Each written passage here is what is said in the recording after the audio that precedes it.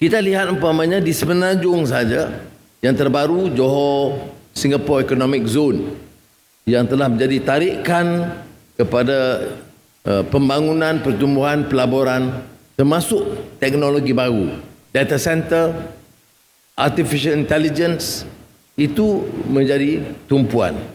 Kemudian selain daripada Kulim High Tech yang sekarang hampir sesak penuh, dan juga pembangunan Pulau Pinang sampai turun ke Batu Kawan juga hampir sesak, kita kemukakan program teknologi tinggi hijau KIGIP di Krian, Utara Perak.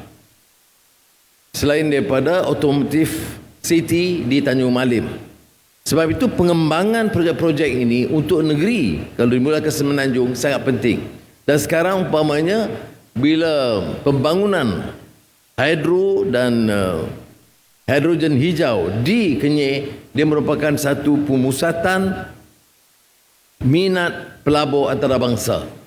Sekarang ini bukan saja Terengganu tapi Kenyir menjadi suatu tarikan. Dan kalau dilihat pelabur-pelabur yang bercakap soal tenaga hijau, itu termasuk Kenyir dengan projek yang kita luncurkan pada hari ini. Dan saya ucap terima kasih kerana bila kita umumkan dalam belanjawan, ada yang katakan pengumuman tapi tak ada nampak. Jadi dia nampak hari ini bagaimana projek itu dikaji dan dilaksanakan dengan cepat. Dan saya ucap tahniah kepada yang terlibat, ya, Petronas, TNB dan Terengganu Inc.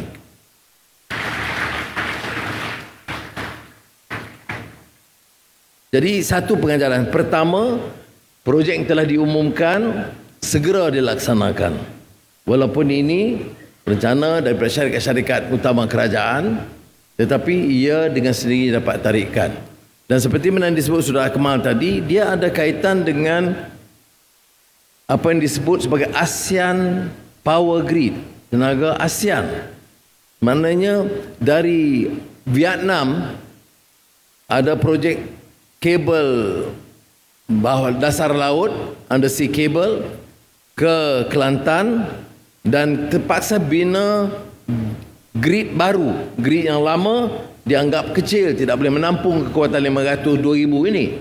Jadi grid baru ini akan bermula dari Kelantan, Pasir Terengganu, dan saya percaya mesti menyambung kepada keupayaan dan infrastruktur di sini, di Kuala Berang, Kenyir, sehinggalah ke Pahang, menembusi sebahagian Selangor, Johor dan Singapura. Kerana projek besar ini di Kenyir, Terengganu, ada usaha khusus untuk tenaga dan Petronas umpamanya, kerjasama dengan kementerian-kementerian berkenaan, pendidikan, pendidikan tinggi, sumber manusia dan lain-lain, dan kerjasama Kerajaan Negeri Terengganu untuk mengadakan beberapa program peluang latihan khas. Saya nak pastikan supaya anak-anak Kuala Berang sendiri dipilih untuk diberi latihan, supaya nanti rakyat Kuala Berang kata okey, projek besar di sini tapi anak-anak kami takkanlah setakat buka restoran-restoran kecil sahaja atau tukang-tukang bersih.